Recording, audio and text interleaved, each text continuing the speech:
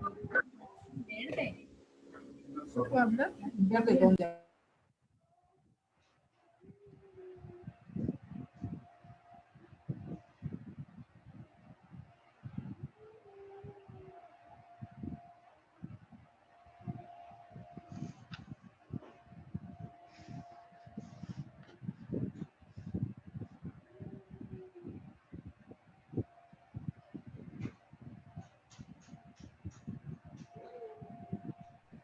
Muy buenas tardes a todas las personas que nos acompañan ahora para poder tener este primer foro ciudadano virtual.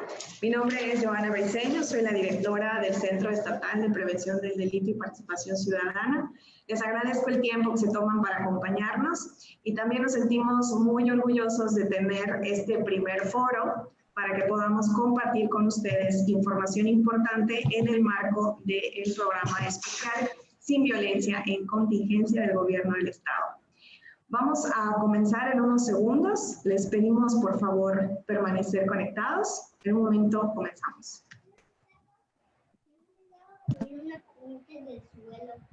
Ay, anda ya, por favor. No es mío, ándate ya.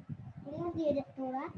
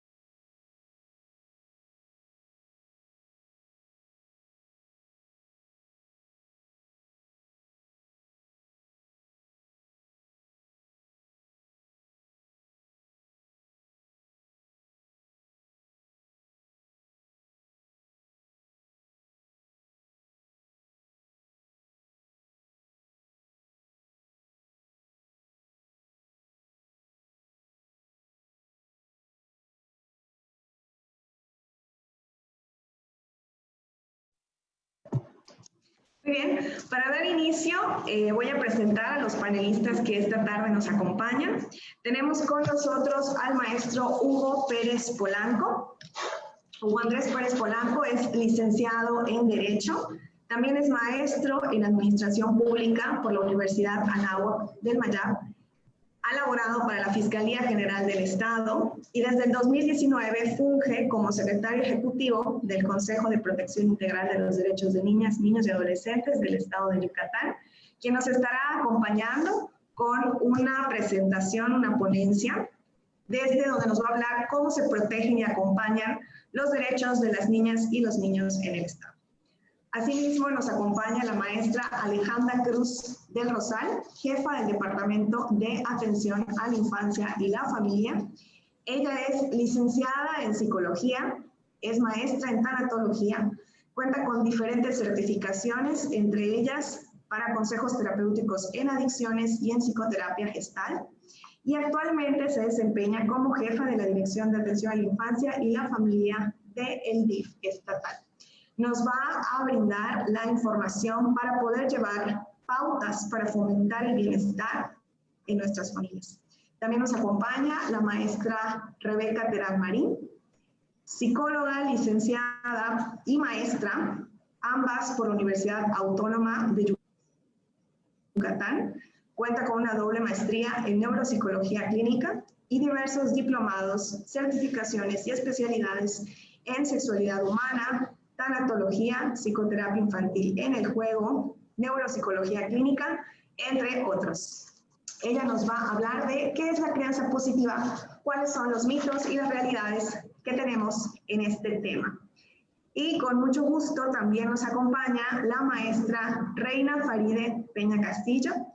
Ella es licenciada en Psicología por la Universidad Autónoma de Yucatán, cuenta con una especialización en docencia también por la Universidad Autónoma de Yucatán, es maestra en Ciencias Penales por parte del Instituto Nacional de Ciencias Penales de INACIPE, es profesora de tiempo completo de la Facultad de Psicología, de las asignaturas de Criminología, Victimología e Intervención en Crisis, y también es coordinadora de la Unidad Universitaria de Clínica e Investigación Victimológica UNIVIC.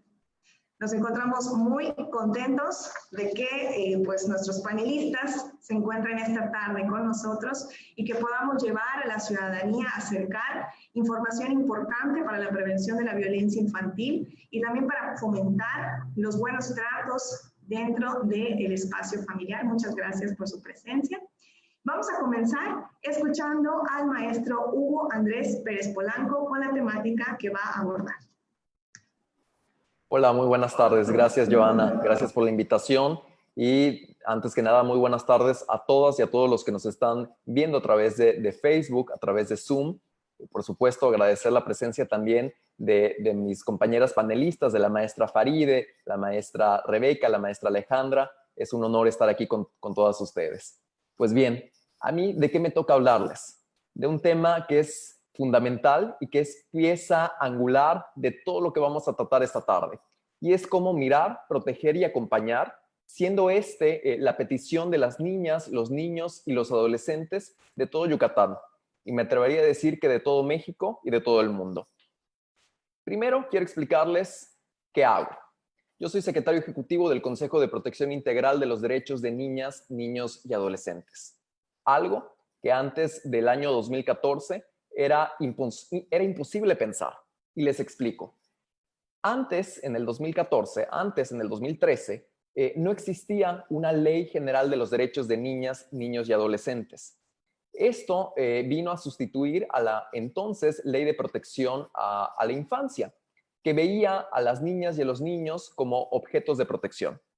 Y el gran cambio de paradigma que se da a partir del año 2014 es que las niñas, los niños y los adolescentes ya son considerados como personas sujetas y titulares de derechos. Y es así como se conforma el Sistema de Protección Integral de los Derechos de los NNAs, como abreviamos a las niñas, niños y adolescentes. Y yo les voy a poner un ejemplo.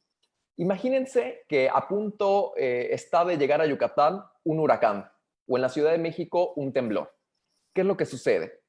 Ustedes saben que lo primero que hace el gobierno del estado o los gobiernos federales es sesionar el Consejo de Protección Civil. Sabemos que ahí están reunidas diversas autoridades que se van a preparar para el fenómeno que está a punto de impactar a la entidad o a la ciudad. Y es así como en esa mesa se ponen de acuerdo todas las autoridades para actuar de una manera efectiva que permita salvaguardar la vida y la integridad de todas las personas que habitamos en un respectivo estado o ciudad. Esa misma lógica es sobre la cual descansa el Sistema Nacional de Protección Integral de los Derechos de Niñas, Niños y Adolescentes. Nuestra función, a través de las secretarías ejecutivas, es coordinar los trabajos de todas las dependencias, pero también de las organizaciones de la sociedad civil que hayan decidido unirse a esta labor. ¿Para qué? Precisamente para tener un trabajo más efectivo, más coordinado y más eficaz para la protección de los derechos de las niñas y los niños de todo México. Aquí en Yucatán, en el año 2015, se instala este consejo y de ahí para acá venimos trabajando de manera muy fuerte para hacer que la voz de los niños sea escuchada. Porque ese yo creo que es uno de los principales mitos que todas y todos hemos escuchado alguna vez. Es que los niños no tienen voz. Necesitamos que los adultos, las personas adultas, hablen por los niños. Y esa es una falacia, es una mentira. Las niñas, los niños y los adolescentes tienen voz. Y lo que necesitan es que esa voz sea escuchada. Y es precisamente esa la más grande petición que tiene la infancia y la adolescencia de Yucatán, de México y del mundo. ¿Cómo podemos proteger a nuestras niñas y a nuestros niños? Sabemos que son muchos los peligros, son muchas las amenazas que están a las afueras del hogar, de las escuelas o simplemente en la ciudad. Podemos hablar de la inseguridad, de la prevención del abuso sexual, de la violencia física, como lo es el castigo corporal, pero también de amenazas a su salud, como el tema de la obesidad, del sobrepeso y, por supuesto, la anemia. Estas son las más grandes peticiones. Escuchar cuáles son las necesidades, qué es lo que tienen que decir estas niñas y estos niños. Y por ello, hablamos que a raíz de esta ley del año 2014, existe un catálogo de derechos de las niñas, los niños y los adolescentes. Entre ellos, uno muy importante, que es el derecho a participar.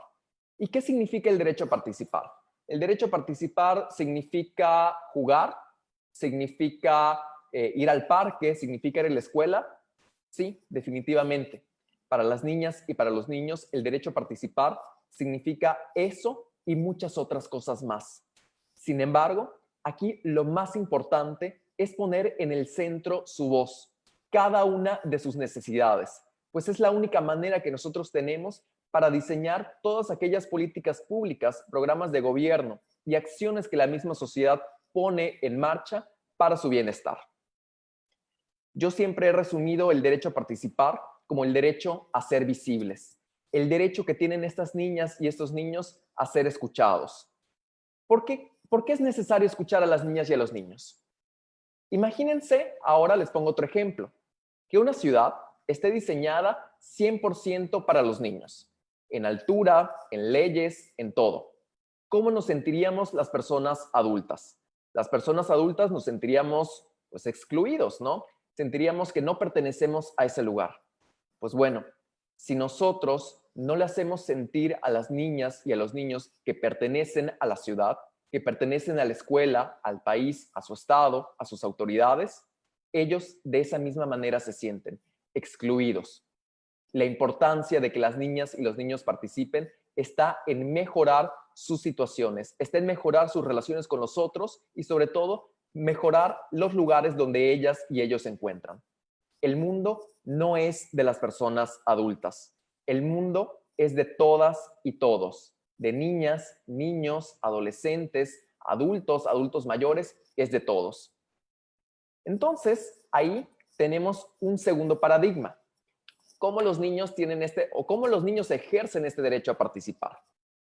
¿Cómo nos sentiríamos si nosotros cada vez que queremos participar, decir algo, nos dicen, no, tu voz no es tan importante o estás chico, chica, ¿tú qué vas a saber? Nos sentimos mal porque no nos sentimos escuchados, nos sentimos ignorados e ignoradas. Entonces, la manera como nosotros tenemos para cambiar este paradigma es precisamente hacer que las niñas y los niños sean escuchados para que sus padres, sus cuidadores, sus madres, sus abuelos, sus tíos, toda su familia y en general toda la sociedad los escuchemos y sepamos cuál es la mejor manera de protegerlos. Definitivamente, es una obligación de las personas adultas proteger a nuestra infancia y a nuestra adolescencia. Pero una manera efectiva de hacerlo es escuchando la opinión de estas niñas y de estos niños, pues es la manera más efectiva que nosotros tenemos para protegerlos. En el transcurso de esta tarde, como hablarán mis compañeras panelistas, hablaremos de la crianza positiva. Y la crianza positiva justamente se basa en eso, se basa en la plática, se basa en la escucha activa de lo que tienen que decir nuestras niñas y nuestros niños, en entender cómo se sienten, entender cómo debemos ayudarlos a crecer y a formar las ciudadanas y los ciudadanos del presente y también del futuro. Y para ello requerimos tener una perspectiva de niñez y adolescencia. Hoy, las niñas y los niños están expuestas a diversos procesos, procedimientos judiciales o incluso en la misma escuela, en la misma sociedad, donde todo el sistema está diseñado para ser ejercido por las personas adultas. Sin embargo, la legislación nacional, internacional e incluso la estatal nos habla de incluir una perspectiva de niñez y adolescencia. Y esto les explico brevemente cómo funciona. Es hacer los ajustes razonables, los ajustes necesarios para poder incorporar la opinión de las niñas y los niños. Y les pongo otro ejemplo. Ustedes saben que en el año 2018 hubo cambio de gobierno en el estado de Yucatán y cada cambio de gobierno se requiere de la emisión de un nuevo plan estatal de desarrollo, que es este documento oficial donde nosotros ponemos todos los objetivos, las estrategias, las metas que esta nueva administración quiere para sus ciudadanos. Pues bueno, les comento que una manera efectiva de hacer participar a las niñas y a los niños es escuchándolos. Y lo hicimos a través de la primera consulta infantil para niñas y para niños. donde de la mano con el Pacto por la Primera Infancia, que es un colectivo a nivel nacional, llevamos las voces de las niñas y los niños a esa mesa de decisiones donde solo están sentadas personas adultas. Hoy podemos presumir de ser el único plan estatal de desarrollo que ha incorporado estos elementos, donde la visión, el sentimiento y la emoción de los niños están impresos en cada página de este documento.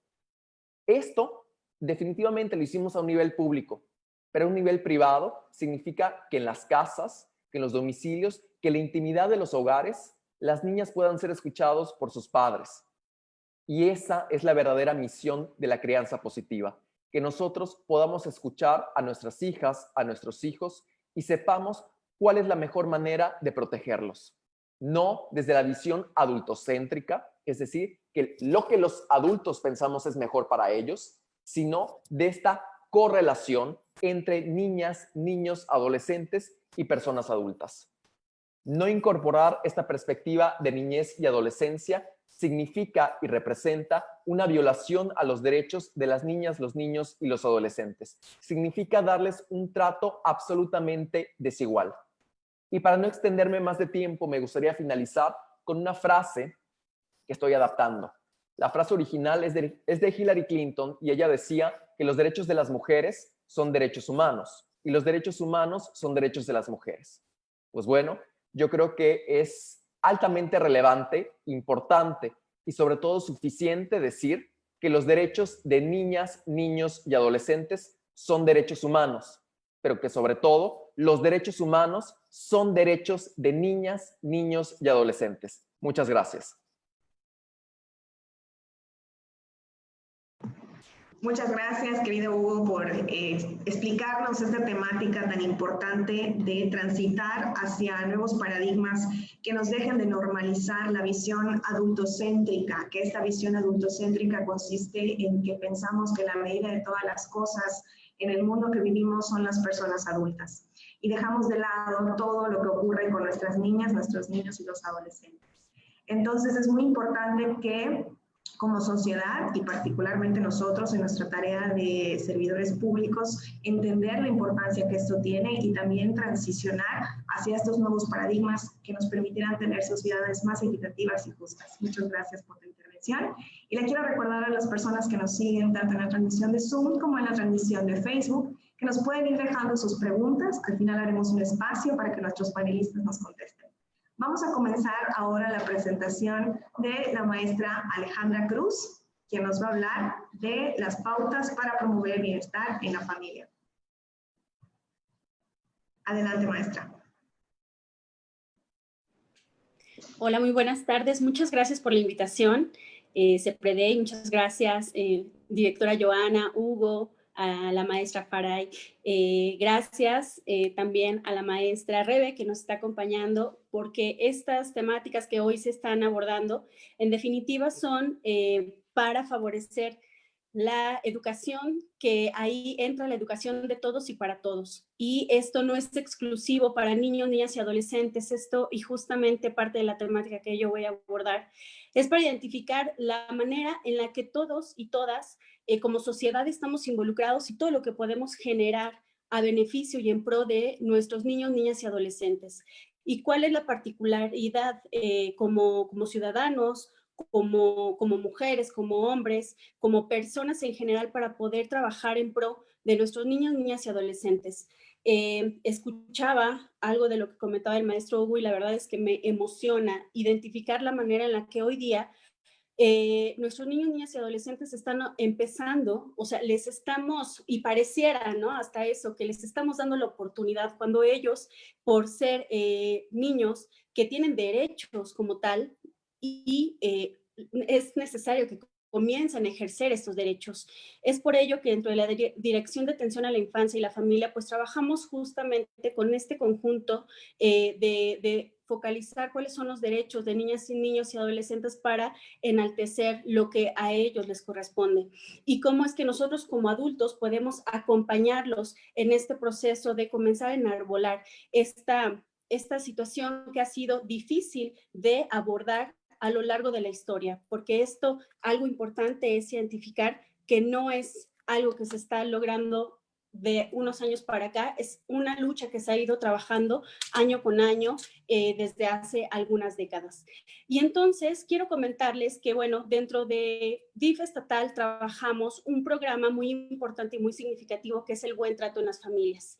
Y dentro de este programa, una temática que estamos ahorita abordando justamente son cuáles pudieran ser las pautas para fomentar el bienestar justamente en las familias. Y algo que quisiera abordar es esto que mencionaba y es cómo la educación para la vida. La educación para la vida no solamente involucra a las madres y a los padres. Esto involucra a madres, padres, hijos, profesores, alumnos, entre los amigos, de persona a persona, de grupos a personas. Y esto, si nos damos cuenta, es la sociedad entera, ¿no? Porque tal vez yo podría decir, bueno, si yo no tengo hijos, tal vez no tengo como esta relación directa con niños, niñas y adolescentes. Esto lo generamos todos y todos de alguna manera formamos parte de esta sociedad, ya sea en una familia nuclear, en una familia extensa, en los diferentes tipos de familias que existen y desde ahí también es importante y significativo comenzar a identificar cuáles son los tipos de familia. La siguiente, por favor. En este sentido, cabe rescatar la razón fundamental por la que les comentaba, madres, padres, cuidadores, tutores y todas las personas que involucran o de alguna manera están permeando la educación y la protección de niños, niñas y adolescentes, sumen y asuman las tareas para formar a estos niños, niñas y adolescentes, cubriendo todos los aspectos que determinan su historia de vida. ¿De qué manera? Como tal vez puedo decir, yo no soy madre, pero sí soy educadora. Tal vez yo no soy padre, pero sí tengo una relación directa con algún niño, niña o adolescente. Entonces, desde ahí es importante identificar cuáles son las necesidades que niños, niñas y adolescentes tienen por la importancia de ser seres únicos, por la importancia de ser seres irrepetibles y sobre todo para identificar cuál es el proceso continuo de desarrollo y de crecimiento e identificar cómo en cada etapa de su vida tiene una parte fundamental y cuál es esto que yo voy a aportar de una manera sana y saludable a esa persona que está fungiendo una parte fundamental también dentro de la sociedad. En ese sentido, es importante reconocer, identificar cuál es ese proceso continuo de aprendizaje y la manera en la que yo voy a involucrarme con ese desarrollo con esos niños, niñas y adolescentes. La siguiente, por favor. No, la anterior. Desde ahí, de estos contextos de aprendizaje, identificamos la vida en familia. ¿Cómo se constituye la vida en familia? De entrada, es importante favorecer estos espacios como espacios de protección, con permearlos con situaciones de afecto, de amor para los hijos, hijas, o si los cuidadores tienen este contacto directo, no es necesario que sean padres o madres. Si yo soy ese cuidador que está con la atención a ese niño, niña o adolescente, es importante promover, invertir en prepararme y fortalecer las capacidades de esos niñas y adolescentes desde una habilidad, actitud para favorecer su protección y su desarrollo. Por lo tanto, es de suma importancia que las familias estén conscientes de que en sus manos está el apoyar a sus hijos e hijas para que sean personas felices, para que sean personas fuertes, para que sean personas capaces de construir algo muy importante que a veces no se pone tanto en la mesa, que es un proyecto de vida. Generar un proyecto de vida en donde ese niño, niña o adolescente tenga la capacidad y la habilidad de desarrollar aquello que de verdad para ellos es importante y significativo. La siguiente, por favor. En ese punto, pues definitivamente es invertir en tiempo. Es importante invertir en identificar qué es para ellos importante. Tal vez no es lo mismo que para mí como papá o como lo que yo quisiera que se desarrollara. Es fundamental para esto identificar cuáles son los diferentes estilos de crianza, los elementos, las características para que éstas sean positivas, así como para poner en práctica las competencias parentales e identificar aquellas que requieren reforzar mediante la reflexión y la expresión de las ideas. Es importante reconocer los intereses, las inquietudes de intercambio y de experiencias en los estilos de vida de cada niño, niña o adolescente, identificando que, como bien lo comentaba el maestro Hugo, pues no todos los niños son iguales. Y si nos fundamentamos en esta parte en donde consideramos y estamos en una sociedad en donde la idea de los adultos, ¿no? Me encantó este ejemplo que puso en donde contextualicémonos en una ciudad de adultos, ¿no? En donde, más bien en una ciudad de niños, en donde los adultos son aquellos que no estamos como diseñados, ¿no? Para estas necesidades. Entonces, ¿cómo sería ponernos bajo esos lentes? ¿Cómo sería ponernos bajo esas necesidades de esos niños, identificando qué es lo que en verdad requieren con educación, con amor, educando con amor, educando con habilidades sanas, educando de alguna manera, la siguiente por favor, pongo aquí algunas pautas justamente para trabajar el bienestar en las familias. Y esto sería apego y amor. ¿De qué manera genero yo una situación de apego sin necesidad de que sea una situación en donde no haya una diferenciación entre madre e hijo o entre padre e hijo, permitiendo justamente que se desarrolle de una manera sana y saludable la personalidad de ese niño, niña o adolescente?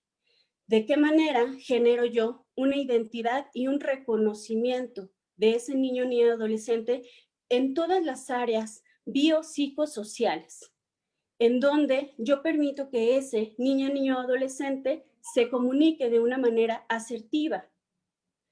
Esta comunicación en donde no solamente sea lineal, sino que haya esta comunicación direccional, bidireccional, en donde yo tenga la posibilidad de emitir un mensaje, pero también tenga la capacidad de poder recibir ese mensaje y devolver lo que yo pienso, siento o creo con base en lo que ese niño, niña o adolescente me está generando en ese momento.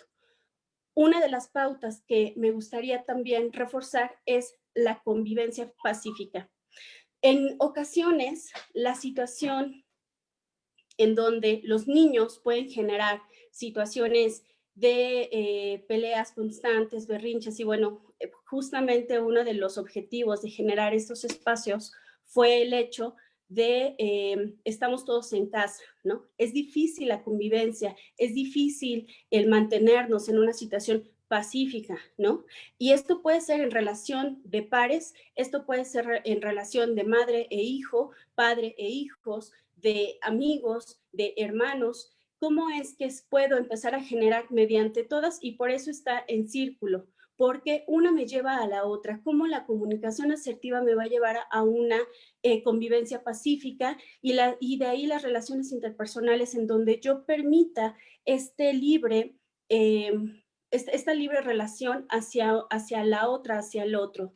La negociación es algo indispensable, en donde yo como niño ni adolescente no siempre voy a poder obtener todo lo que quiero, pero también como adulto o adulta, no porque seas mi hijo, tienes que hacer todo lo que yo digo porque soy tu padre o madre, ¿no? Esa es una de las situaciones que muy frecuentemente se manejan en un sistema familiar o en un lugar en donde hay jerarquías, ¿no? De qué manera la tolerancia es un valor universal que se fomenta, y por supuesto que en las familias es algo indispensable. Trabajar en unidad, en trabajar con apego y con amor, pero en un espacio donde haya tolerancia y respeto. Y de ahí, ya casi estoy por cerrar, por el sentido del humor y el sentido de la vida. El sentido del humor es una parte fundamental en donde no muchas veces se le pone una mirada, ¿no?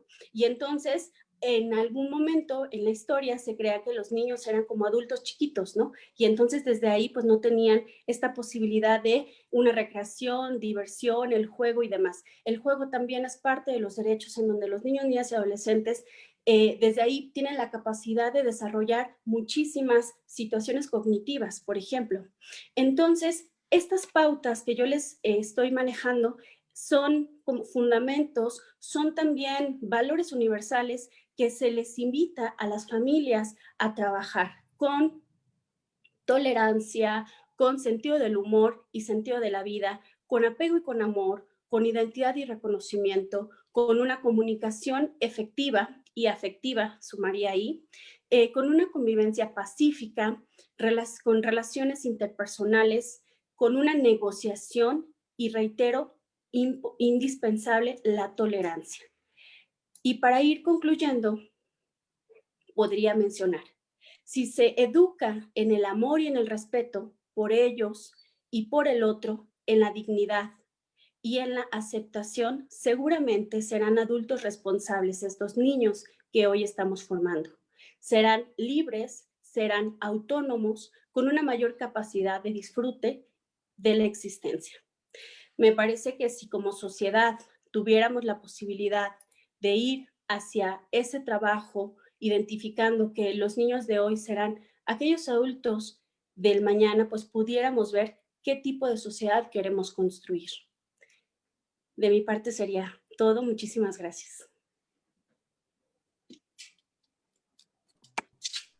Gracias, Ale, por esta intervención tan importante. Se suele decir que nadie nace sabiendo ser padre o madre, ¿no? Que es algo que aprendemos en el camino, pero que mejor que realmente dedicarnos a aprender de manera consciente, sanando aquellos aspectos que como persona necesito atender para poder educar sin lastimar, para poder darle bienestar a esa persona que nos va a acompañar o a quien vamos a guiar. Y que también es muy importante que en esta vida cotidiana en la que nos encontramos, a veces el estrés, las actividades que tenemos como adultos nos ganan, y todas estas cosas que nos ha explicado la maestra Ale son muy importantes de ponerlas en práctica. Nos cuesta trabajo, pero son importantes. Pareciera ser que llevamos una prisa para que nuestras niñas y nuestros niños se conviertan en adultos y no les dejamos vivir sus procesos. Y cuando hacemos esto, también nos estamos violentando. De esto y un poco más nos va a hablar la maestra Rebeca Terán para profundizar en cuáles son las estrategias que podemos aplicar desde la crianza positiva para darles una educación digna a nuestras niñas y niños. Maestra Rebeca, adelante. Muchas gracias, licenciada. Primero que nada, agradezco la invitación a CEPREDEI y a pues, todas las instancias de gobierno que están en este momento cuidándonos, porque cuando un gobierno o las autoridades cuidan a la infancia y a las familias, pues nos cuidan a todos y a todas, porque quiero platicarles que invertir en la infancia es de las mejores inversiones que pueda haber y de las mejores oportunidades de crecimiento para las sociedades. Cuando cuidamos a niños y niñas, crecen mejores ciudadanos que aportan al mundo y que mejoran el planeta. Entonces, incluso si hablamos en términos económicos, también hay un regreso de la inversión cuando se invierte en la primera infancia, que ya será tema de otro foro y que ha habido bastante información al respecto, pero les invito a revisar por qué a todos y a todas nos conviene utilizar o aprender sobre crianza positiva. Y pues prácticamente nos implica un cambio de pensamiento, un cambio de paradigma, como ya se ha mencionado, ¿no? Y este paradigma es, bueno, cómo entendemos el mundo, cómo percibimos las cosas, cómo percibimos los problemas, los conflictos, las soluciones. Entonces, a final de cuentas, necesitamos tener este cambio de pensamiento, ¿no? Como de alguna forma, antes el paradigma anterior, que le llamamos paradigma maltratante, o el viejo paradigma, la vieja escuela, yo sé que muchos me van a decir, no, pues yo soy de la vieja escuela y a mí me gustan estas ideas de la vieja escuela y yo soy así, y sin embargo me gustaría preguntar un poco qué tan conveniente era esto de la vieja escuela y si al 100% les encantó, o bueno, podríamos entonces rescatar quizá algunas cosas, pero en general, la vieja escuela estaba como muy casada con la obediencia. Perdón, es que siento que no me... ¿Sí me escuchan?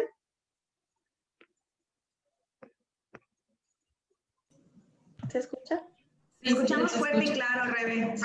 Sí, se escucha.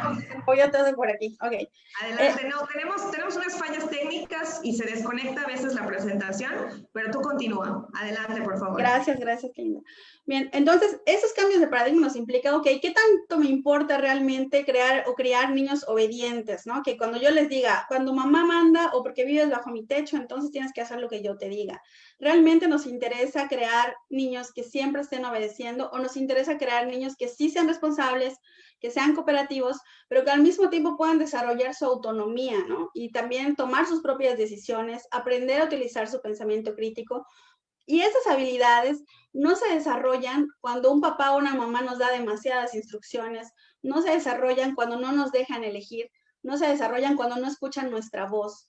Para que nosotros podamos desarrollar todas esas habilidades que son mentales, que son cerebrales, que son cognitivas y de alta evolución, necesitamos estar en convivencia e interacción con otras personas que nos estimulen con preguntas, que nos permitan elegir, que nos ayuden a dialogar. Por eso es que la crianza positiva hoy nos dice, para empezar, tenemos que nombrar el maltrato. No podemos seguir diciendo que la nalgada a tiempo funciona y que hay que pegarle a los niños y niñas para que entiendan.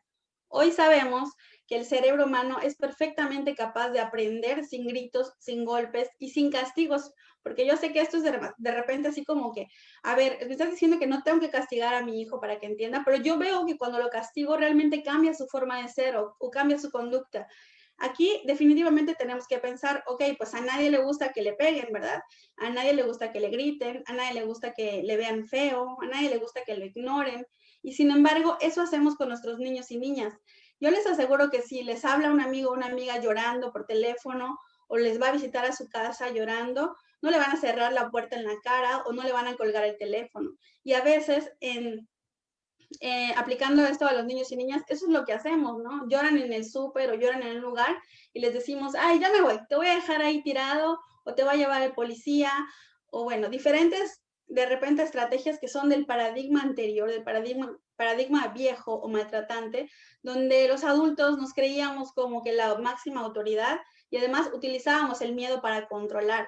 Y hoy en día sabemos que no es necesario utilizar el miedo para controlar y que los niños y niñas pueden entender por medio del diálogo. Y no es un diálogo cualquiera tampoco, es decir, yo le puedo decir a mi hijo, hijo, tienes que portarte bien, y no le estoy gritando, le estoy pegando, pero tampoco eso es un diálogo, eso es un sermón, es una sobreexplicación. Entonces necesito crear estrategias de comprensión, de tratar de entender su mente, que eso es lo que nos trae el nuevo paradigma de los buenos tratos. Entender que los niños y niñas tienen una mente y que tenemos que tratar de entender esa mente, saber qué está pasando en esa mente para decir, ah, bueno, hizo lo que hizo, no sé, si queremos llamar un berrinche, hizo este berrinche porque realmente le interesaba ese juguete o porque estaba muy cansado o porque tiene hambre. Yo conozco gente de 40 años que todavía hace berrinches, ¿verdad? Y entonces pensamos en los niños y niñas que todavía su cerebro está en pleno desarrollo y queriendo que no realicen estas conductas que son parte de sus tareas de desarrollo y que necesitamos entenderlas como una oportunidad de conectar con ellos y con ellas y de generar sinapsis, de generar conexiones cerebrales. Cuando nosotros les regalamos calma, entonces ellos van teniendo lucecitas en el cerebro, lucecitas en el corazón que les van ayudando a crecer. Entonces nosotros no podemos pensar que la calma va a venir de los niños de adentro hacia afuera. La calma la vamos a generar nosotros en un inicio, entonces la calma les va a llegar de afuera hacia adentro, para que puedan entonces generar estas estrategias y estas funciones cerebrales. Y pues a final de cuentas, como decía Joana, hace un momento, decimos mucho que nadie nos enseña a ser papás y mamás. Y efectivamente ya tenemos mucha información al respecto, ya no podemos decir que no hay por ahí información, pero algo muy importante que me gustaría que reflexionemos es que sí tenemos información de cómo ser papá y mamá y es la forma en que nosotros nos educaron. Así como a mí me criaron, así como a mí me dijeron qué hay que hacer cuando un niño grita, qué hay que hacer cuando un niño sale corriendo. Si yo vi que cuando yo era niño a los niños les pegaban, a los niños les gritaban, entonces definitivamente sabré que esa es una de las estrategias que voy a utilizar y a veces sin pensar, ¿no? A veces no pensamos en esto y tenemos el impulso de gritar, el impulso de pegar y tiene que ver con nuestra propia historia. Así como, yo siempre les digo, así como recordamos a qué saben las crayolas o a qué sabe el jabón o a qué sabe, no sé, el papel, lo que sea que se hayan comido en la infancia, así como recordamos esos sabores raros de cosas que hoy no comeríamos y nuestro cuerpo tiene grabada esa información. Así nuestro cuerpo tiene grabado cómo se sienten los gritos, cómo se sienten las caricias, o sea, todo este contraste, ¿no? No sabemos a lo mejor cuándo probé la crayola, ni me acuerdo cuándo fue la última vez que me comí el jabón, pero sí me acuerdo a qué sabe. Entonces lo mismo, ¿no? A lo mejor no recuerdo exactamente cuándo me pegaron, pero sé que saben los gritos, sé cómo se sienten los gritos y también sé cómo se sienten los abrazos, cómo se sentía cuando te acurrucabas con tu abuelita y te abrazaba. esas cosas, a lo mejor no tienes un recuerdo exacto, pero sabes cómo se siente. Entonces, a veces tenemos ese mito, que tenemos mitos por un lado de la crianza positiva y por otro lado que estorban a la crianza positiva. Y uno de esos mitos es ese, ¿no? A mí me pegaron y no me pasó nada, a mí me trataron así y no me traumé, o no sé, los castigos estaban bien y nunca me traumé, ¿no? Entonces, al final de cuentas, eso requiere, necesitamos ir pensando, de verdad no me pasó nada, ahora hasta nos reímos, ¿no? Cuando nos acordamos y la gente se pone a contar, ¿cómo me pegaban? No, pues a mí con la chancla, no, pues a mí con el cinturón, y hasta se ríe la gente cuando hablan de eso. Entonces, a final de cuentas, eso es como una forma de, pues sí, no enfrentarnos con ese dolor, porque seguramente cuando nos estaban pegando, no nos estábamos riendo, no lo estábamos disfrutando, lo estábamos llorando, tratando de escapar, tratando de alejarnos. Y no solamente de los golpes, sino también de los tratos humillantes, cuando nos ignoraban. Imagínense tratar de encontrar una mirada que te dé consuelo cuando eres un niño y no encontrar esa mirada, ¿no? Entonces, todo eso nos va dejando sabores y nos va dejando sensaciones corporales que incluso tienen una parte en el cerebro que se quedan grabadas. O sea, no es nada más como hablar de lo romántico, de la crianza respetuosa. Perdón, si el tiempo se me va, por favor háganme señal porque no puse mi cronómetro.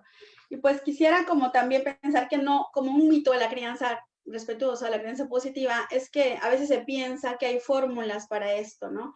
Que tenemos que hacer lactancia prolongada, que tenemos que hacer colecho, que tenemos que portear, que tener a los bebés todo el tiempo pegados.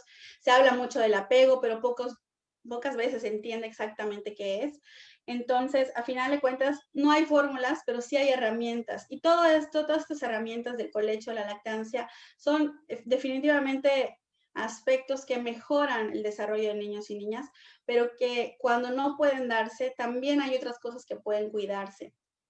Y que no podemos decir, bueno, a lo mejor nunca me voy a enojar, ni tampoco van a ser niños que estén actuando como soldaditos o niños perfectos cuando los criamos con respeto o cuando usamos la crianza positiva, porque somos seres humanos y todos vamos aprendiendo conforme vamos creciendo.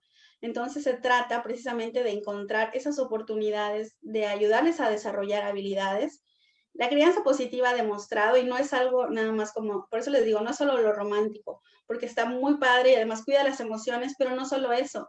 Yo sé que a muchos papás que me puedan estar escuchando a lo mejor van a decir eso, ¿no? A mí me pegaron, no me pasó nada. Sin embargo, yo les aseguro que cuando criamos de forma respetuosa y positiva, nuestros niños y niñas van a tener mejores trabajos en el futuro, y esto está documentado, hay investigaciones que lo demuestran, ¿no? Mejores trabajos, mejores salarios, menores índices de violencia, menor delincuencia en el futuro también por parte de las sociedades. Entonces, por todos lados nos conviene criar positivamente. Y al final de cuentas, también me gustaría, por último, hablar sobre ese mito que muchas veces se confunde la crianza respetuosa o positiva con que los niños y niñas hagan lo que quieran, ¿no? Eso está muy alejado de lo que es la crianza positiva, está muy alejado de lo que es la crianza respetuosa. Nosotros buscamos un equilibrio entre ser firmes y amables al mismo tiempo, ¿no? No buscamos que cuando estemos enojados seamos castigadores o seamos solamente firmes y se nos olvide la parte amable. Ni buscamos que cuando estemos en una fiesta seamos súper amables y se nos olvide la firmeza y dejemos que el hijo se coma toda la piñata de la fiesta. Pero buscamos al contrario, buscar un equilibrio entre ser firmes y amables, sea donde sea que estemos, sea como sea que nos sintamos, que no depende de nuestro estado de ánimo. Les invito mucho a conversar entre papá y mamá, a llegar a acuerdos de cómo van a llevar a cabo la crianza para que sea firme y amable al mismo tiempo y que los dos sean firmes y amables, si es que hay papá y mamá, porque a veces como que se van uno por acá y otro por allá, pensando que ese es el equilibrio, y en realidad lo ideal sería que ambos trabajaran como equipo e incluso con las de otras personas o redes de apoyo pudieran compartir esta información. Hay hoy en día una infinidad de información confiable que pueden acercarse a los especialistas de confianza también para poder acceder a ella. Entonces yo les invito a que dejemos de pensar que nombrar el maltrato es crear una generación de cristal, porque eso también es como una creencia, ¿no? No somos una generación de cristal, somos una generación que nombra el maltrato, que no está dispuesto a seguir viviendo bajo este tipo de paradigma y que sabemos que existe una mejor manera de vivir, una manera más conveniente para todos y todas, y estamos dispuestos a seguir trabajando para que así sea y para que niños y niñas continúen con este legado que estamos tratando de construir. Gracias.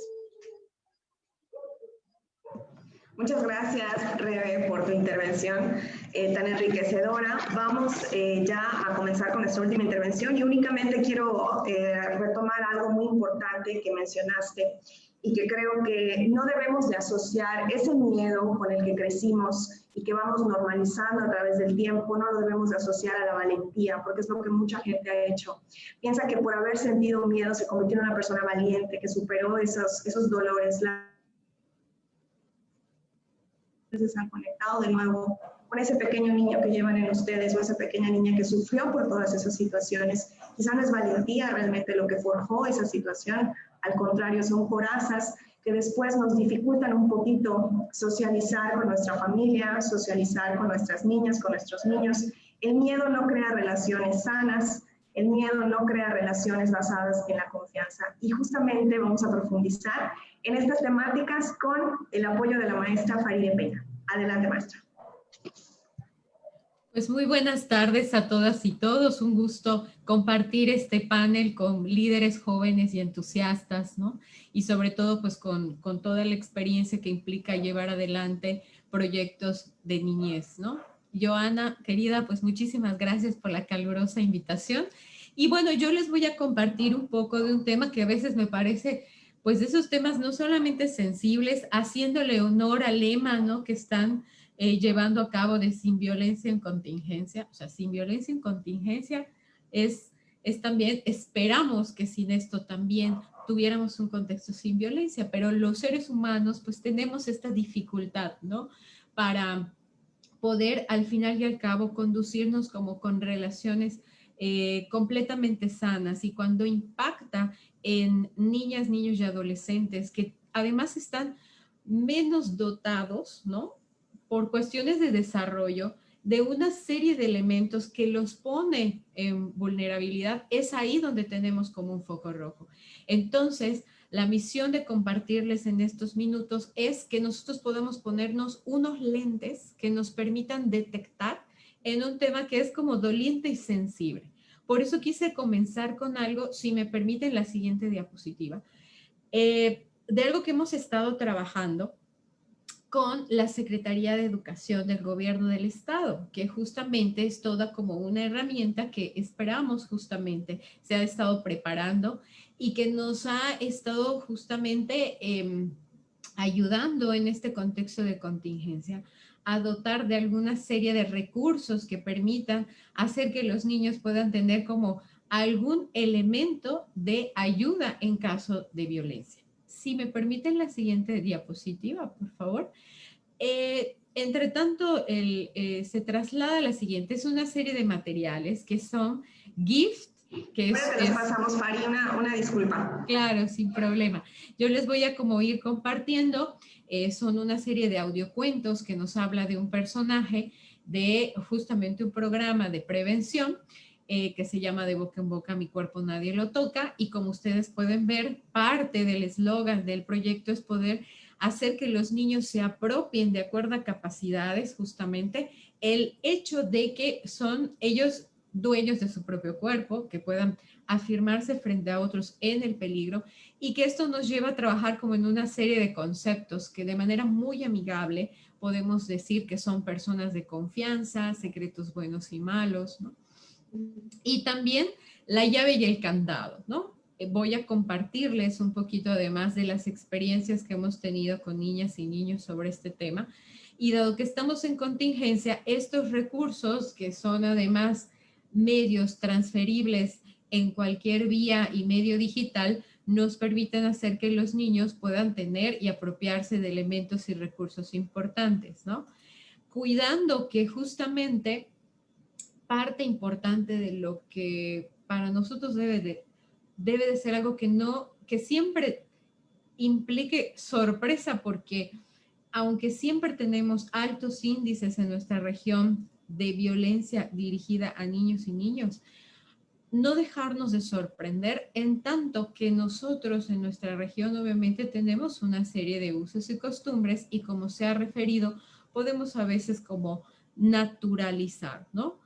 O pasar por un ojo que no implique una agudeza de las sutilezas. Por lo tanto, compartirles que mientras puede presentar estos materiales, uno de los elementos más llamativos es que en nuestra región, en promedio, ¿no? Tenemos diferentes estadísticas, pero cada día tenemos alrededor de 3 denuncias por delito sexual en niños pequeños.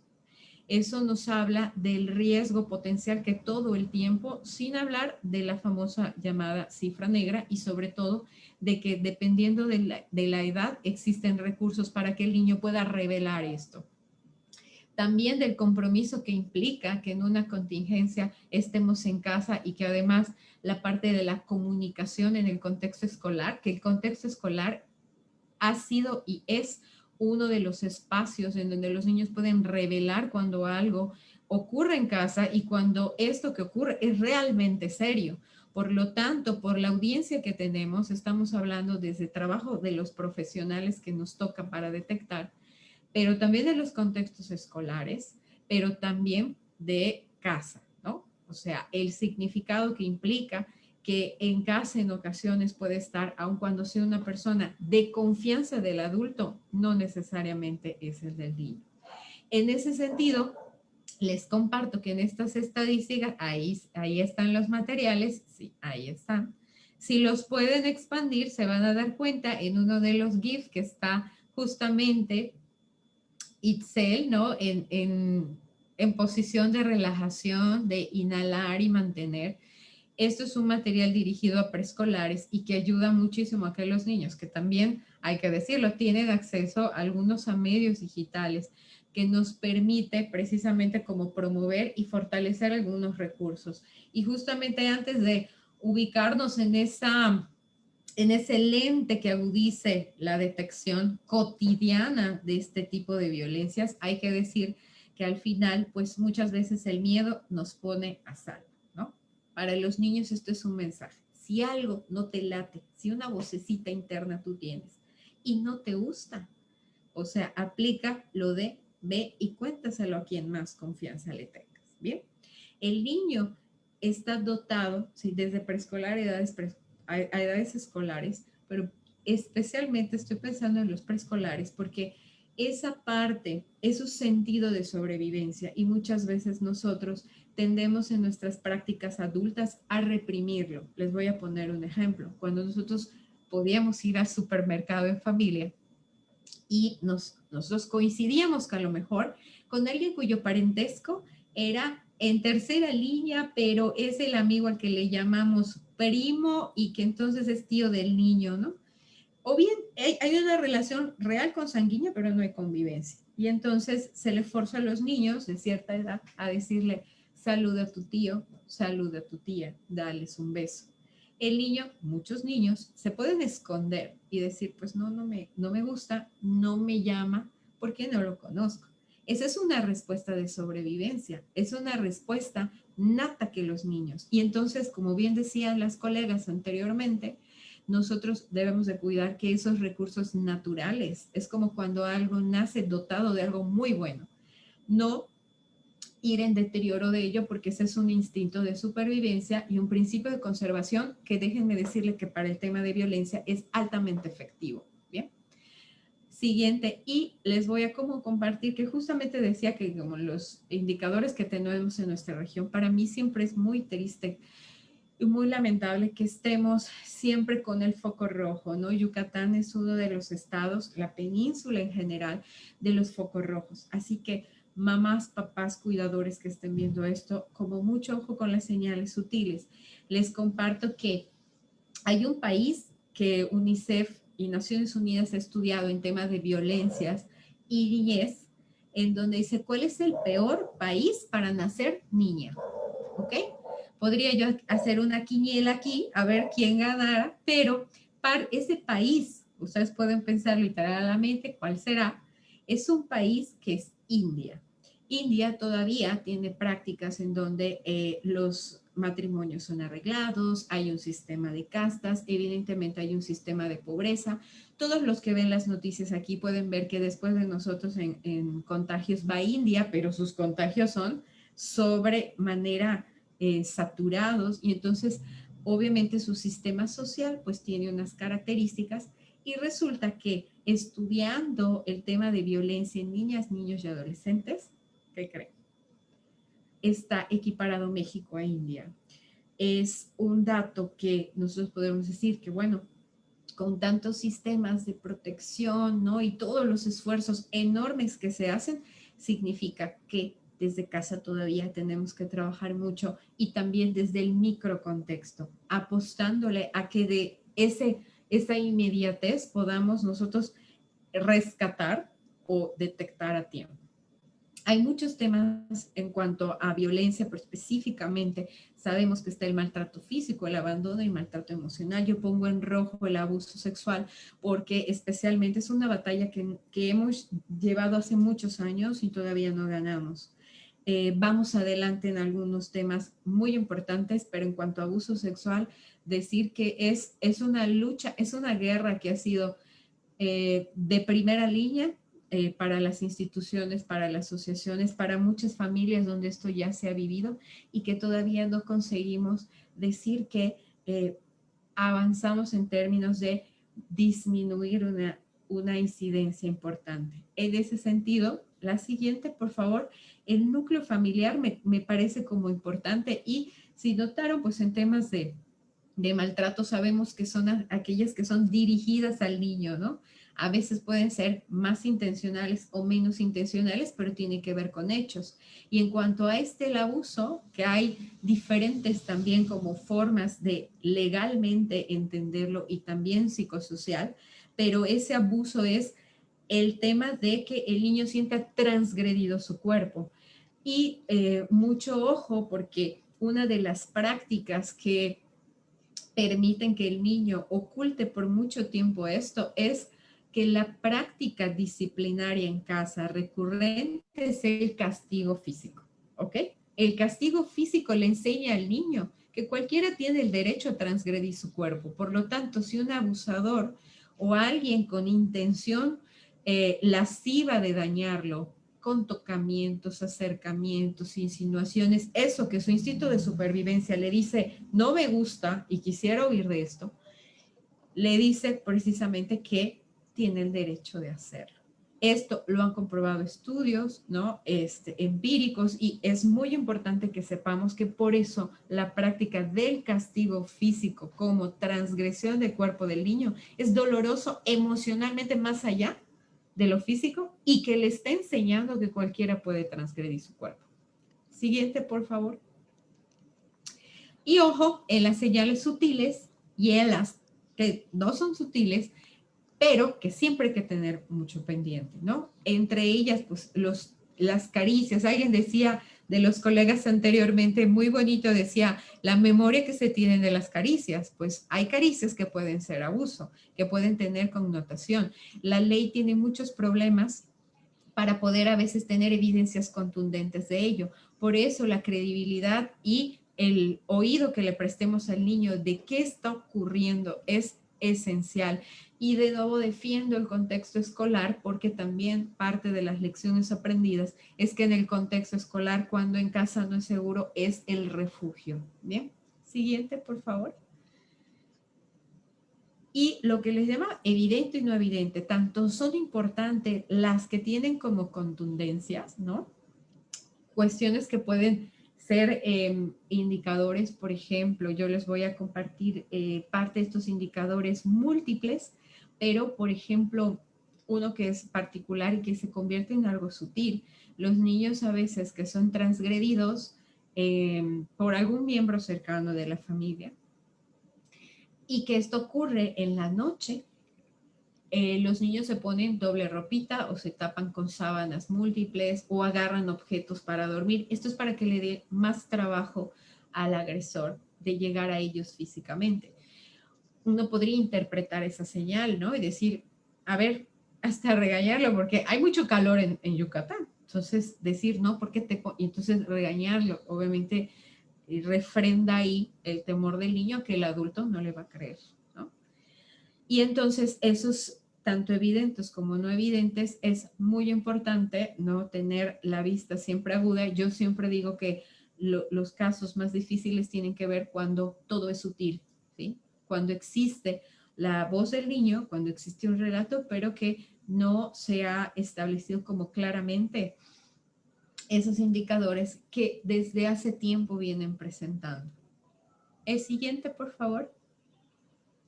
En ese tenor, compartir, ¿no? Hay muchos, en el mundo hay muchas estadísticas, estudios por regiones, etcétera, pero hay una consistencia, ¿no? Y básicamente podríamos hablar arriba de un 70% de niños en promedio de 5 a 6 años. Esto es lo mismo en nuestra región. Y fíjense, básicamente quiénes son, ¿no? Durante diferentes campañas que hay informativas, muchas de ellas, en cuanto al abuso, dice que son personas cercanas, ¿no? Entonces, pero tenemos desde los hermanos, ¿no? Es esa parte fraterna, padrastros, ¿no? Relaciones políticas, ¿no? Pero también las consanguíneas como tíos, ¿no? Entonces, y ojo porque, bueno, esto implica que no es que tengamos que desconfiar, ¿no? De todos y de la familia, esto hay que tomarlo con mucha reserva, pero normalmente las niñas y los niños nos van a decir quién no es de su agrado. Si nosotros abrimos bien los ojos, vamos a decir, esta no es de su agrado. Y cuando el niño tiene una preferencia sana, saludable, se van a dar cuenta quién es la persona en la familia o en casa a la que le tienen predilección. Entonces, esto nos habla que el juicio adulto puede ser sensato si prestamos mucha atención. Siguiente.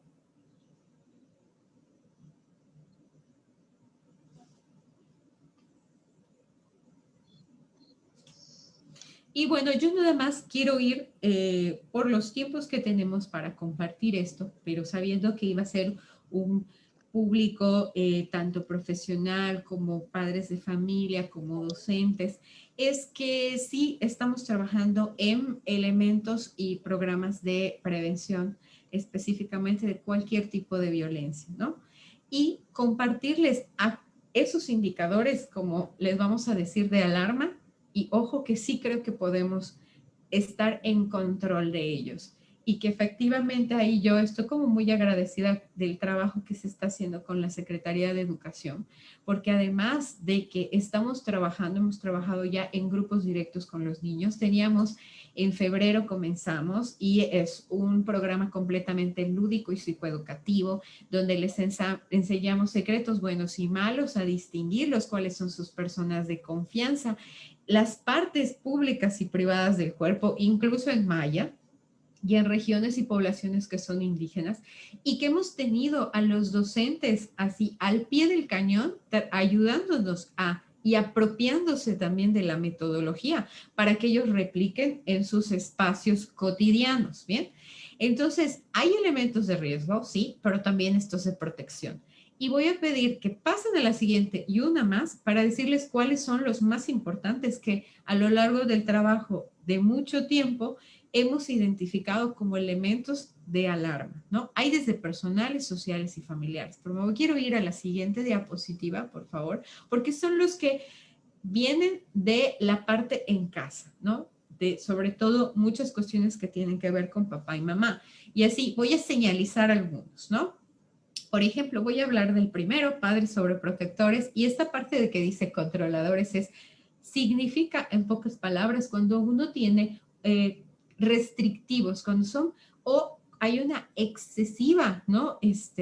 Corrección del niño hasta con los más ínfimos detalles. Esa excesiva corrección del niño de siéntate acá, muévete acá, no respires, no hables, no vires, no tornes, eso llega a ser abrumador. Por lo tanto, a veces llega a romper algo que tiene que ver con la confianza del niño. Importantísimo, si hay violencia, es un correlato, o sea, está altamente relacionado con indicadores de abuso de ciertos tipos de violencia con los niños, específicamente el abuso sexual. Si en este caso mamá, y ya sabemos que también, y acá es entendible que si hay un alto índice de violencias a mujeres, obviamente el correlato, esa forma de cómo se correlacionan de abuso en los niños, otros tipos de maltrato, hay una correlación alta. Si en mamá, porque aparte papá y mamá, cuidadores son modelos, por lo tanto apropio esa potencial transgresión de mí mismo, sea psicológica o sea física, o sea sexual, ¿no? Y hay uno que está en los rosas, ustedes pueden ver, si padre o madre muestran dificultad, ¿no? En la capacidad, debe de decir, de supervisar. Aquellos, tanto esta parte de crianza positiva que hablaban es tremendamente importante en términos de, es muy difícil, lo hacemos de sentido común o ensayo y error. Algún ensayo y error dice, este sí salió bien, pero otros no salen tan bien. Y a veces ahí los padres empíricamente generan pericia, ¿no? Pero aquellos que tienen dificultad, es decir, personalidades donde a lo mejor mi propia historia, las relaciones familiares extensas son tóxicas o nocivas, esto hace que tengan dificultad para la supervisión. Punto clave en la prevención de cualquier tipo de violencia es supervisión sana y adecuada de los niños, ¿no? Digamos que es vigilar su estado de integridad, ¿sí? La integridad física y psicológica. Y bueno, pueden pasar más adelante, por favor, porque me voy a ir ahí como para ir cerrando. Ahí está bien. Al anterior, así muy, muy sencillito. Pero decirles que siempre que esté presente alcohol o cualquier sustancia en casa, el alcoholismo es un factor de riesgo, ¿no? Tanto para que papás puedan llegar a ejercer, ¿no? Algún tipo de violencia como para que se genere el contexto. Y de ahí, pues me regreso que estas buenas prácticas, ¿no? Estas muy buenas prácticas que pueden implicar ayudar a prevenir en nuestra región, es justamente enseñarles a los niños de uno en uno, de ellos mismos en esa socialización, que su cuerpo no se debe tocar, no se debe transgredir, y que si esto en algún momento ocurre inmediatamente, ¿no? Hacerlo de conocimiento, tiene que ser un adulto. Ojo, hay niños que se socializan entre ellos, que se lo cuentan entre ellos, y al contárselo a otro niño que sí tiene un espacio de confianza, ese niño lo salva. Así que los niños también son su propio ejército, ¿no? De resguardo y de salvación. Cierro comentando, siguiente, que ojo para papás, hoy por hoy existe un protocolo que está aprobado, de hecho es por decreto, en donde todas las escuelas, y se hace de verdad un esfuerzo bárbaro para que si hay algo extraño que no me suene, ¿sí? Que el niño se detecte, ya los maestros hemos trabajado en capacitación, en formación y también liderado por la Secretaría de Educación, en donde hay un protocolo para detectar eso. Entonces, papás y mamás siempre estar pues de lado en donde podamos protegerlos. En ocasiones encontramos que a lo mejor en lugar de estar del mismo lado, a lo mejor existe como que es ese puentecito, y entonces hay que cerrar brechas en lo que concierne a la protección de niñas, niños y adolescentes. Hay una frase muy bonita, ¿sí? Que dice que los niños deben de llevar esa etiqueta como las cajas, ¿no? Donde hay material frágil. Dice, porque están hechas de sueños. Entonces vamos a cuidar esos sueños. Les agradezco mucho y quedo atenta a cualquier duda o comentario. Muchas gracias, Fari. Siempre es muy esclarecedor escucharte y que compartas con nosotros los resultados también de tus investigaciones. La información basada en evidencia es siempre la mejor información que como especialistas podemos compartir. Ya tenemos algunas preguntas del público. Panelistas, les quiero comentar que no nos queda mucho tiempo. Les pediría que les respondamos de manera lo más concreta posible. Voy a comenzar con Hugo. Tengo una pregunta para ti. Nos preguntan, ¿cómo podemos proteger en las redes sociales a la infancia, sobre todo cuando a veces los mismos maestros, los mismos padres de familia comparten fotos, comparten imágenes de niñas, niños en redes, exponiéndolos a situaciones de riesgo? ¿Qué recomendaciones hay internacionales o en materia legal respecto a esta situación? Si nos puedes decir brevemente sobre esto, por favor. Claro que sí, agradezco la pregunta a quien la haya hecho y les comento. Bien, dentro del contexto legal, en el panorama estatal, nacional e internacional, existe algo llamado el derecho a la intimidad, lo cual protege la imagen, protege cualquier dato sensible, datos personales de las niñas, los niños y los adolescentes. Entonces, en un primer lugar, tendríamos que aclarar el contexto donde se está presentando esta situación. Si es un contexto privado o es un contexto público. Si es en un contexto privado, donde son los mismos padres, las mismas madres, quienes comparten esta información o estas imágenes de las niñas y de los niños, sería importante la sensibilización y la concientización de estos padres y cuidadores sobre la importancia de proteger la identidad de sus propios hijos. Pues en esa misma manera nosotros evitamos una sobreexposición que pueda poner en riesgo su integridad. Ahora, si hablamos en un contexto público, donde son instituciones, donde son autoridades como las escuelas, los maestros, etcétera, quienes emiten esta promoción de la imagen de las niñas y los niños, se requiere algo indispensable que se llama el consentimiento. Es una carta de consentimiento que se firma para que los niños, su imagen, su nombre pueda ser, vamos a llamar, explotado o visibilizado. Sin embargo, si no existe esta visibilización o si no existe esta autorización por parte de los padres, tutores o quien ejerza la custodia sobre estas niñas y sobre estos niños, ahí se está vulnerando el derecho a la intimidad. Y en este caso, correspondería a esta persona responsable de la niña o niño ejercer las acciones legales correspondientes, que tradicionalmente es una acción civil o de responsabilidad por daño moral. Excelente, Hugo, muchísimas gracias. Una pregunta que nos han hecho varias personas. Ale, no sé si nos puedas orientar respecto a esto. Nos preguntan qué se debe de hacer cuando se detectan casos de niñas, niños, que aunque no sean directamente familiares, pero se encuentren viviendo situaciones de violencia o encontremos a niñas o niños en situaciones de violencia en la calle, nuestros vecinos, casos que lleguemos a conocer. ¿Qué podemos hacer? ¿A dónde debemos acudir? ¿Cuál es la ruta de atención? Si nos pudieras hablar brevemente de esto, por favor. Claro, es importante comentar que justamente la PRODEMEFA tiene esta atención especializada para niños, niñas, adolescentes que tengan algún tipo de maltrato o violencia. Desde ahí se puede realizar una llamada vía telefónica para proporcionar datos muy específicos para que se genere esta atención específica.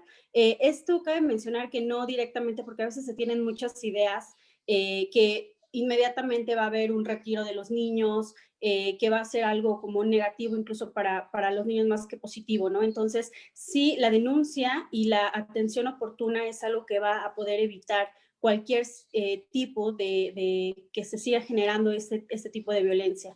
Entonces, en primera instancia, pues sería la denuncia y de ahí pues se invitaría a todo un proceso para poder dar incluso este acompañamiento a aquellas, principalmente a los niños y a sus cuidadores.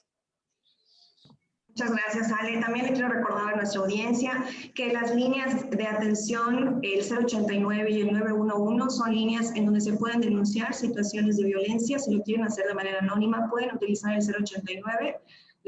Esos números se reciben a través de la Secretaría de Seguridad Pública y ellos canalizan a la PRODEMEFA los casos que se detectan en esta situación y también pueden acudir directamente a la PRODEMEFA, tratar de contactarlos a través de sus números telefónicos, sus redes sociales, para hacerles, notificarles de este tipo de situaciones y que se puedan hacer las investigaciones correspondientes. Existen procesos, existen protocolos para atender este tipo de situaciones.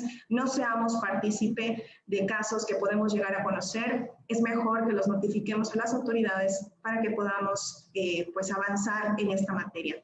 También nos hacen una pregunta muy común.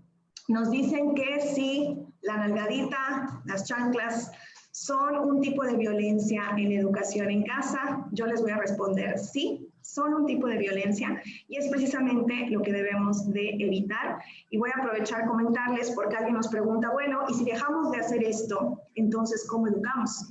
Precisamente por eso estamos promoviendo un taller que se llama Educar sin lastimar. Lo vamos a volver a impartir. Ya lo impartimos en una ocasión. Lo vamos a impartir nuevamente como parte del CEPREDEI. Pueden entrar a la página para ver toda la información, en donde precisamente les brindamos pautas específicas de cómo ir cambiando este paradigma y cómo dejar de educar con la chancla, con las amenazas, con la nalgadita, etc. Y bueno, Rebe, también tenemos otra pregunta en este sentido. Nos dicen, ¿cómo podemos corregir estilos de crianzas que han sido negativos y que ya han llegado a la adolescencia. ¿Cómo le podemos entrar desde la adolescencia si desde pequeños pues tuvimos estilos que a lo mejor no fueron los correctos y ahora llegamos a la adolescencia y tenemos una adolescencia complicada? ¿Qué podemos hacer? Gracias, Joana. Gracias por la pregunta. Bueno, lo que quiero decir es que siempre se puede reparar, siempre se puede hacer algo, no es un caso perdido. Y que algo muy importante es que primero como papás tengamos la decisión de hacer este cambio. Y hay varias estrategias. Una de ellas es tratar de reparar. Siempre que hacemos algo que daña a otros, es importante buscar la reparación. Y esto no basta a veces con decir discúlpame o te pido perdón, porque a veces estas palabras se quedan como ahí e incluso los niños y niñas piensan que ya con eso se borra, como si nada hubiera pasado de lo que hicieron, ¿no? Entonces, ¿cómo podemos reparar ese daño si es que la relación se dañó? Porque aquí quiero enfatizar que nos centramos en la relación y en el vínculo que estamos construyendo con esos niños o niñas, adolescentes que están a cargo de nosotros, ¿no? Entonces, una de las maneras también es como dándoles una explicación breve, sin necesidad de demasiados detalles, de por qué nosotros pudimos haber llegado a pensar que era necesario pegarles, que era necesaria la chancla, que era necesaria la nalgada, que ya vimos que es una forma de maltrato porque no lo hacemos con otras personas, ¿verdad? Solo con los niños y niñas porque se puede, porque ellos no nos van a devolver el golpe o porque creemos que esto es una manera de educar. Entonces podemos decirle, yo estaba confundido, pensé que esa era una manera de educarte, pensé que era necesario, ahora sé que no. Ahora sí que podemos encontrar nuevas formas y no va a ser de la noche a la mañana, vamos a trabajar en esto juntos. Y los adolescentes tienen la ventaja de que, a pesar de que los niños y niñas entienden muy bien las cosas desde muy pequeños, como adolescentes están en una nueva reconstrucción cerebral, una nueva reconstrucción de su identidad y podemos aprovecharlo como una nueva oportunidad de crecimiento. Entonces, platicando, dialogando y viendo qué apoyos necesitamos. Los adolescentes ya no son niños, entonces ya necesitan ese nivel de confianza acorde a su edad, el nivel de que también ellos puedan tomar decisiones acordes a su edad. Entonces, reestructurar las cosas, reestructurar nuestra relación con ellos es importante y no perder la esperanza, que sería como mi último tip, no perder la esperanza, porque a veces puede ser que cualquier hijo que de repente le cambiemos la jugada de haber sido muy gritones o muy golpeadores o cualquier otra estrategia, o a lo mejor muy distantes, y le cambiamos y de repente, ay, vamos a jugar, hoy vamos a platicar, mira, traje un juego de mesa, de entrada puede ser que se sientan así como, ¿y ahora qué le está pasando a mi mamá o a mi papá? ¿No? Entonces no hacían esto no es predecible para mí, esto no es a lo que yo estoy acostumbrado, y entonces reaccionen como si no quisieran, pero no pierdan la esperanza, sigan intentando porque se puede hacer mucha diferencia. Muchas gracias. Gracias. Y bueno, Fari, maestra, también tenemos una pregunta muy importante. Nos preguntan, ¿hasta qué edad sería bueno o natural o podemos permitir o es correcto que los niños y las niñas pequeñas manifiesten gestos de amabilidad hacia sus familiares, aun cuando estos sean familiares poco habituales? Creo que esto tenía que ver con esta parte en la que usted nos platicaba, de no permitir que los niños y las niñas hagan cosas que no deseen. Si podemos profundizar un poquito más en esto. Maestra, no le escuchamos, está en mute. Sí, gracias. Sí, el punto de partida es justamente la respuesta que tienen las niñas y los niños a ese tipo de situaciones, ¿no? Obviamente estamos hablando en el caso muy concreto de alguien que no le es familiar, ¿no? Es decir, alguien que a lo mejor es distante y por lo tanto su primera respuesta es de protección, ¿no? Por ejemplo, a lo mejor si nosotros como adultos salimos y alguien se acerca con un saludo muy, muy próximo, lo siento muy intrusivo y yo me echo para atrás, ¿no? Por las reglas de cortesía social, yo puedo saber, ¿no? Hasta qué punto o a lo mejor ser muy clara en mi respuesta.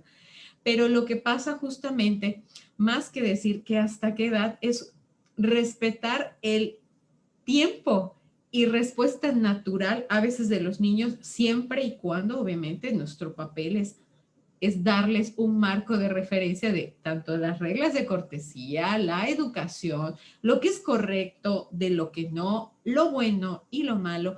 Ahí está el punto clave. Los niños en edad preescolar están en un desarrollo moral.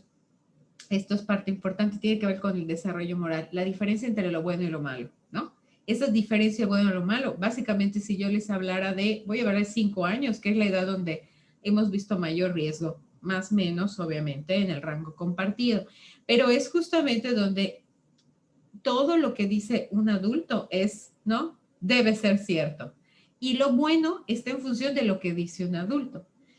Realmente muchos incluso relatos de niños hablando de abuso que hemos escuchado es porque les decían, este es un juego y es una caricia que es normal, que así se juega las niñas, dice las sobrinas con sus tíos, esto es esperado, esto te lo hago porque te quiero. Y a veces los niños post revelación nos han dicho del temor que eso les ha implicado y sigue estando en el espectro de lo sutil. Entonces, básicamente, ¿qué es lo que estaríamos puntualizando? Es respetar el espacio vital del niño. Como adultos, nuestro espacio vital es así como de tu brazo, exactamente, giras sobre tu propio eje, este es tu espacio vital, ¿no? Y conlleva la distancia física y de respeto con el otro, en relación a esos saludos. Y también hablaría muy breve del pudor. Por ejemplo, los niños ¿a qué edad desarrollan pudor? Por aquello de los besos en la boca con los papás. De que sí puedes entrar al baño cuando yo estoy desvistiéndome. Hay niños que desarrollan pudor de los 13 años y medio, 4 años. Pero hay niños que el desarrollo del pudor es un poquito más elevado porque en casa hay más apertura al cuerpo, etc. Entonces, pero el pudor cada quien, ¿no? Y en rangos del desarrollo, aproximadamente a los 5 años los niños ya están con sus primeros indicadores del pudor. Entonces, es respeto, hay que tener mucho cuidado. Esto no significa que, a ver si de repente hace a lo mejor, ¿cuál es una respuesta cortés? ¿Cuál es la devolución que yo le puedo dar? Si me dice, saluda, pues te puedo decir, hola, buenas tardes, hola, sí, ¿no? Pero no obligarlo a ese contacto forzado físico, ese es el punto. Entonces, respeto al espacio vital y respeto al pudor, esa sería la recomendación. Y lo mismo sería en adolescentes, ¿no? Vienes de una chica adolescente que está todavía en su identificación, ¿no? De género, entonces de repente pues prefiere, no le gusta mucho el contacto físico. Ese es respeto al pudor. Gracias. Excelente, Fari, muchas gracias. Y bueno, yo creo que también aquí hablaríamos del consentimiento desde la infancia, ¿verdad? Lo que nos gusta que nos hagan, lo que no nos gusta, lo que no nos parece, si respetar si nuestra niña, nuestro niño nos dice no quiero, cuando le decimos dale un besito a tu tío y la niña hace o dice no quiero, respetar ese consentimiento infantil porque también eso les da la comprensión de que lo que ellos no desean es correcto y es válido. Y no está mal que hagamos eso, no forzarlo, como bien nos explicaba la maestra Faride. Ahí rápidamente en el Zoom les he estado tratando de contestar algunas de sus preguntas. Llegó una que me parece importante. Nos dicen que cuando pues, el adulto, en este caso la madre, pudiera ser que sufra de ansiedad o de algún trastorno, ¿cómo puede trabajar su paciencia con los niños? Aquí pues, la recomendación sería que en primera instancia trabaje a nivel personal en un proceso psicoterapéutico en sí misma para que pueda desarrollar estrategias emocionales, estrategias que le permitan tener mejores herramientas para lidiar con las niñas y con los niños. Recuerden que esto es muy importante. Si no trabajamos en nosotros mismos como adultos, si no sanamos aspectos que tenemos, va a ser muy complicado que podamos aplicar todo esto. Y tenemos una pregunta más que la voy a hacer.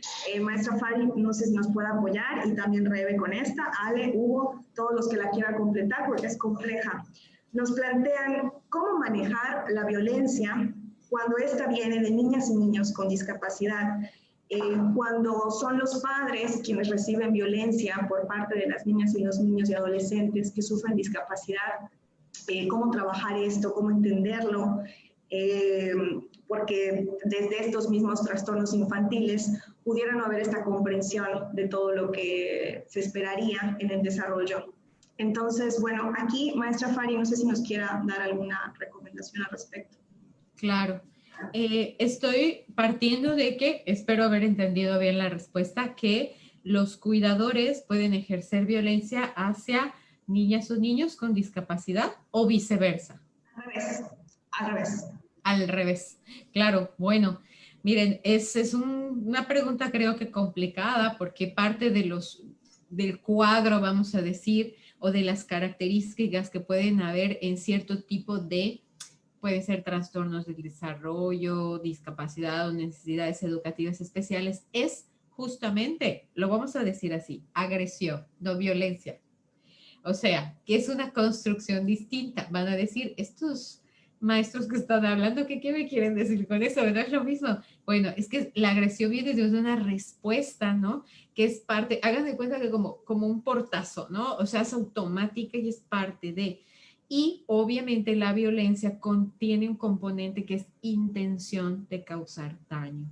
A veces, si proviene de esas esferas, es porque es parte de la misma dificultad que puede estar teniendo la niña, niño o adolescente o persona biológica, edad legal mayor, pero con discapacidad o algún tipo de síndrome. Por ejemplo, podemos tener a un chico que puede tener 18 años, pero tener síndrome de Down y parte de sus respuestas que uno no las a lo mejor entiende contextual y socialmente, tiene que ver con así como con una especie de, con un lacito de agresión, vamos a decir, como que sí generara una respuesta que es diferente entenderla como violencia, como una construcción que tiene y está dotada de intención de causar daño. Por eso muchas agresiones en ese sentido son parte de, y ahí hay que decir, vamos, qué es la familia, hay que cobijar a la familia, tanto para ayudar a entender esto como, bueno, qué es lo que pasa con esa niña, niño o adolescente que pudiera requerir un apoyo profesional distinto o adicional, porque en esos casos lo que se requiere es mucha ayuda, es real, es mucha ayuda y saber que tienes desde la red social, o sea, familiares que puede implicar el desgaste, el cansancio, a todos nos hace tener, ojo, respuestas de agresión que no necesariamente violencia, ¿no? Y entonces, de repente, pues ahí, ser en esa parte de la comprensión de las necesidades, ahí las necesidades especiales son de toda la familia, no solamente de ese niño o adolescente, ¿no? Entonces, yo creo que iría por ahí. Y entonces a estas familias les diría que siempre hay profesionales, Joana lo ha comentado muy bien, el Estado tiene muchas instancias, afortunadamente, y organizaciones. Yucatán es el Estado que tiene más asociaciones civiles activas en toda la República. Se distingue por eso, el yucateco, ¿no? O sea, yucateco y profesionalmente. Entonces, tenemos recursos. Entonces, el que busca encuentra apoyo, ¿no? La cuestión sería, ¿sí la requeriré? Ah, bueno, ya dice que sí, ¿dónde busco? Y hay instancias que pueden, de acuerdo a la característica especial, poder ayudar, sin malentender esa agresión como violencia. Muchas gracias, Fari.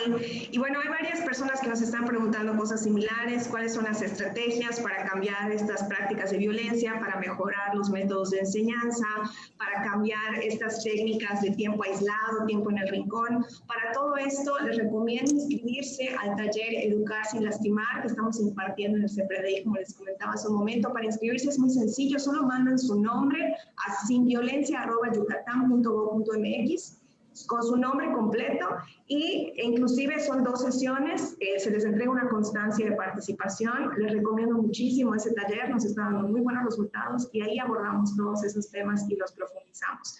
Ya vamos a cerrar este foro.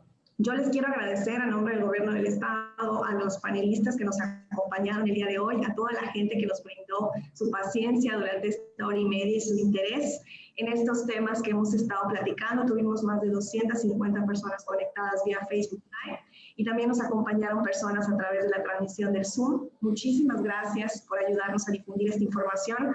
Recordar que transformar las violencias que hoy vivimos es responsabilidad de todas y de todos y que se inicia desde la infancia. Muchas gracias y muy bonita noche a todas y a todos. Gracias, Ale, Fari, Hugo y Rebe por estar aquí. Gracias a todos y todas. Nos vemos, muchas gracias.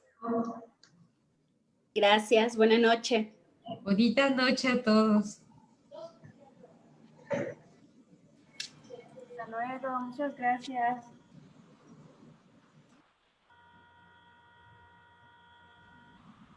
Muchas gracias, adiós.